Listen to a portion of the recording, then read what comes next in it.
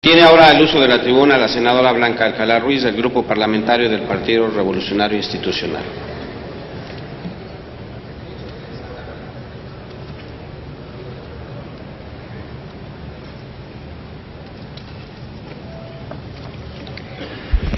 Con su permiso, señor presidente, compañeras y compañeros senadores, las letras y las humanidades hispanoamericanas han tenido este año irreparables pérdidas. Iniciamos con el fallecimiento de José Emilio Pacheco, la pérdida de Luis Villoro, ahora con el destacado Emanuel Carballo y del notable escritor colombiano por nacimiento y mexicano por adopción, Gabriel García Márquez. Se trata, todos ellos, de personalidades importantes en el pensamiento, en la reflexión y en la creación literaria latinoamericana. García Márquez, con su partida, cierra un ciclo del realismo mágico que parece desprendido de algunos de sus relatos, pero es en esta ocasión que se trata de su propia historia.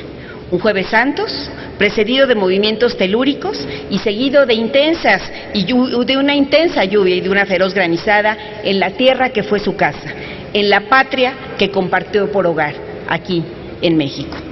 En una patria distinta, como él mismo refería, no una segunda patria, sino la de un país que se le había dado sin condiciones y sin disputarle nunca la suya misma.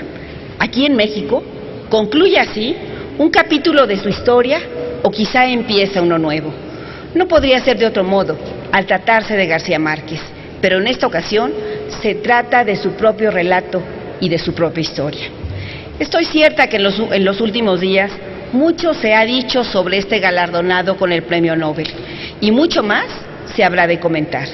Decía ayer mismo el presidente Juan Manuel Santos, Gabo fue un hombre que más que colombiano incorporó en sus obras la esencia misma del ser latinoamericano, que utilizó el más grande de los poderes como su fuente de inspiración, el poder del amor, para transmitir sus historias y con ello colocar a Aracata, su ciudad natal, en el lugar legendario del mundo. A su vez, el presidente Enrique Peña refirió que sin duda fue García Márquez quien representaba a uno de los más grandes de la historia de la literatura, cuya vida y obra son inspiración, guía, luz y ejemplo para muchos escritores alrededor del mundo. Es evidente, pues, compañeras y compañeros, que las expresiones son elocuentes, pero quizá, a pesar de ello, resultan insuficientes para reflejar el tamaño de su obra y la trascendencia de su figura.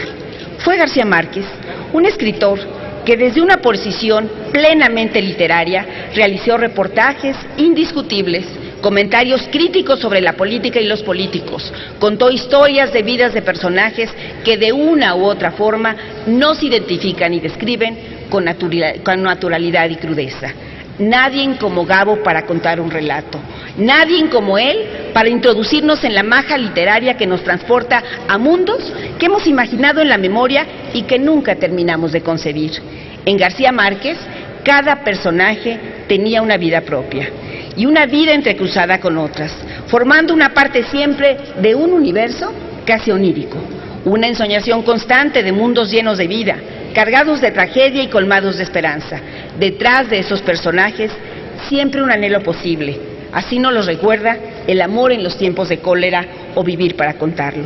Así lo contrasta con 100 años de soledad, que constituye la obra más leída del autor, desde la cual nos transporta y nos hace reflexionar sobre la espiral de la vida, las conexiones posibles e imaginarias, y nos recuerda de manera especial el mal insomnio, ese mal que azotó a los habitantes de Macondo, que de tajo les negó sus recuerdos, su historia y su memoria.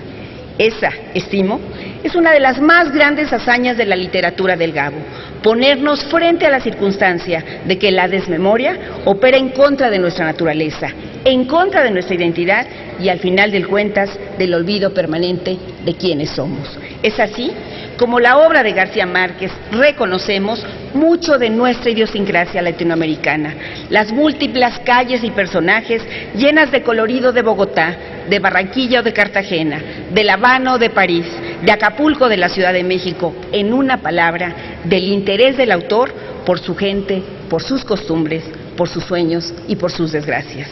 De un escritor cuya vida, por cierto, se cruzó con la de muchos líderes de gobierno, Su amistad con Fidel Castro no estaba exenta de la crítica.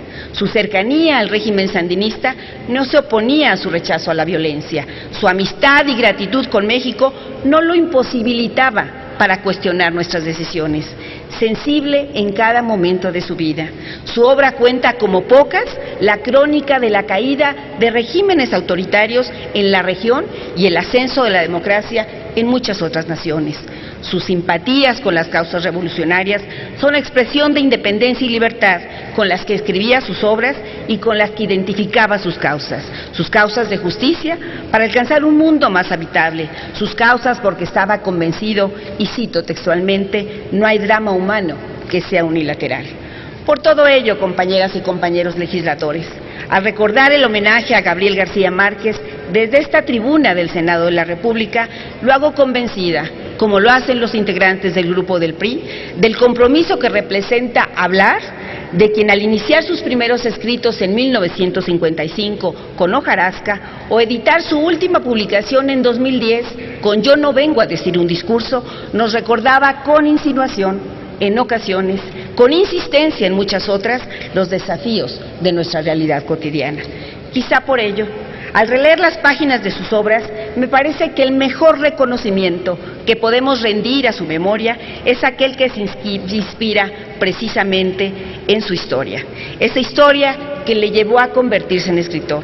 Esa historia que lo proyectaría con los años en una figura universal, la que nos confiesa aquel día cuando al encontrarse con la nota del diario del Espectador de Bogotá, en la que el director refería que le reprochaban con frecuencia que no daba apoyo a escritores jóvenes, que no existían oportunidades a las nuevas generaciones porque éstas no ofrecían nada, no se veía por ninguna parte un nuevo cuentista, un nuevo novelista, y que por ello no tenían razón quienes lo reprochaban.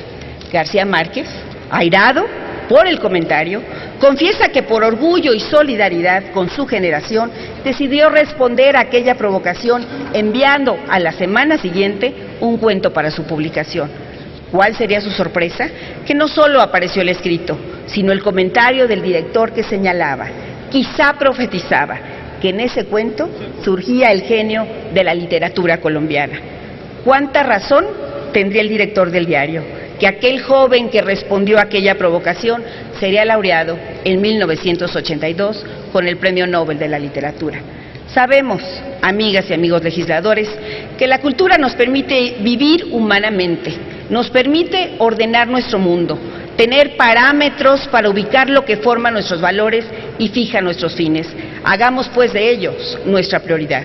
Les convoco, señoras y señores legisladores, a reconocer con decisión a los creadores y a propiciar el desarrollo de nuevos talentos. Ahí habrá de centrarse el homenaje que trascienda a la memoria de García Márquez. Concluyo recordando que en ocasión de recibir la Orden del Águila Azteca, García Márquez se expresó al hablar de México y de su gente. Aquí han crecido mis hijos, aquí he escrito mis libros, aquí he sembrado mis árboles, y fue aquí donde murió, en el suelo nacional.